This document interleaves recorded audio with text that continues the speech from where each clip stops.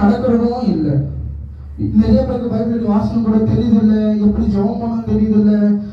எவ்வளோ வார்த்தை நம்ம கேட்டோம், உத்தமமா நம்ம நடந்த இது பண்ணுங்க, சத்தியத்தை படி போங்க சொன்னாலும், எவ்வளோ பொருள்கள் வந்து நம்ம வழி நடத்தினாலும் உலகத்தின் வாழ்க்கை கூட நம்ம போயிடணும் ஆட்டோமேட்டிக்கா. ஏன்னா நம்ம அதிலே பழகிட்டோம். நம்ம இத்தனை வருஷமா நம்மளால கண்ட்ரோல் பண்ண முடியல, ஒன்றும் பண்ண முடியல.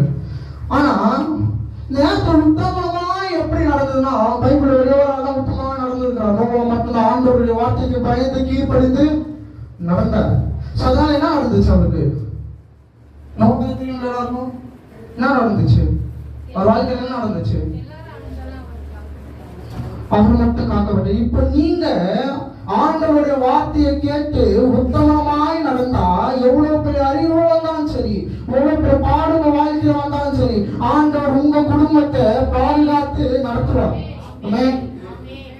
உங்க குடும்பத்தை பாதுகாத்து நடத்த எவ்வளவு பெரிய கஷ்டப்பட்டோம். ஒண்ணுமே இல்லாம நின்னாலும் பரவாயில்ல, குடும்பத்தை அழிவு வந்தாலும் பரவாயில்ல, நோயால் அவதிப்பட்டாலும் பரவாயில்ல, ஆண்டவர் உங்களை பாதுகாக்க வல்லவருடையவராய் இருக்கிறார். இரண்டாவது, நீதியை நடப்பட்டு மனதை சத்தியத்தை பேசுகிறோம். அப்படின்னா மனசுக்குள்ள ஒண்ணு வச்சுட்டு நம்ம வெளியே பேசணும். பாத்தீங்களா? அந்த மாதிரி இருக்கக்கூடாது. நம்ம மனசுல என்ன நினைக்கிறோம், ஸ்ட்ரெயிட் ஃபார்வர்டா நம்ம எதுக்கும் ஒருத்தனை மறைச்சுக்கிட்டு உங்களுக்கு ஒருத்தர் பிடிக்கலன்னா சீட்டா பிடிக்கலன்னு சொல்லிட்டு போங்க. அவனுக்காக ஐயோ அவனுக்கு பரிசு பேசி இது பண்ணி அவனுக்கு உயர்த்த பார்க்காதீங்க. ஆண்டவருக்குள்ள நம்ம வந்துட்டோம்னாலே நம்ம ஆண்டவர் மட்டும்தான் உயர்த்தணும், ஆண்டவர் மட்டும்தான் பார்க்க, மனிதர்களை கண்ணால பார்க்க கூடாது. ஏன்னா மனிதர்கள் வந்து இன்னைக்கு வர நாளைக்கு போவாங்க, ஆண்டவர் மட்டும்தான் எங்க மாறாதவர் நம்மளோடு இருந்து கொண்டே இருப்பாங்க. அவன் மூணாவது வருஷம் வாசம்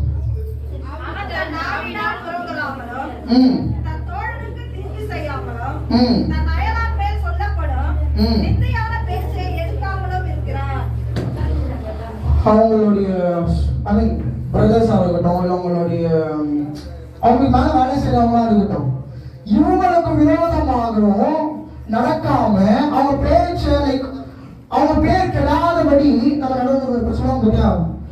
நம்ம வந்து நம்ம வேலை வந்து இருக்கணும், மற்றவங்களை நம்ம வந்து கஷ்டப்படுத்தக்கூடாது.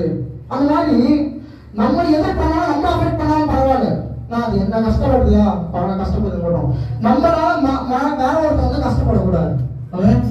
நான் வந்து எப்படியாவது தச்சு அவங்க மாட்டி நான் போல நிறைய பேர் ஓடுற பேர் நடுவில் நானே சம்டைம் ஓடிடுவேன் காலேஜ்ல. ஆனா அந்த மாதிரி இருக்கக்கூடாது. வார்த்தை பிரகாரம் நடக்கிறதுக்கு நம்ம இங்க தச்சுக்கு வரோம், வார்த்தை கேட்கிறோம், போதகர்கள்லாம் இருக்கிறாங்க. கேட்டா விருப்பம் அதுக்கு என்ன அர்த்தம்? அதாவது ஆண்டவரை நம்புறேன்னு பல ஆயிரம் பேர் வருவாங்க.